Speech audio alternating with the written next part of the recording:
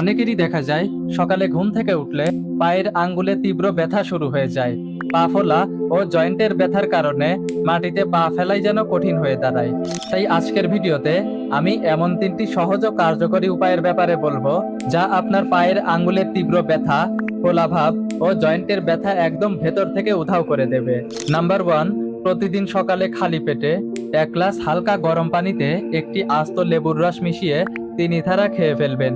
লেবুর মধ্যে থাকা ভিটামিন সি এবং সাইট্রিক অ্যাসিড রক্তের ইউরিক অ্যাসিডের কণাগুলোকে খুব সহজে শরীর থেকে বের করে দিতে সাহায্য করবে। নাম্বার 2, সকালে বা রাতে মেইন খাবার 20 মিনিট আগে 1 গ্লাস পানিতে 1 চামচ অর্গানিক অ্যাপেল সাইডার ভিনেগার মিশিয়ে খেয়ে নেবেন। ভিনেগারের ম্যালিক অ্যাসিড শরীরের পিএইচ ঠিক রাখবে, এতে জয়েন্টের ব্যথা অনেকটা কমে যাবে। নাম্বার 3, দিনে অন্তত 3 থেকে 4 লিটার পানি পান করবেন। এতে কিডনি অনবরত রক্ত ফিল্টার করতে পারবে।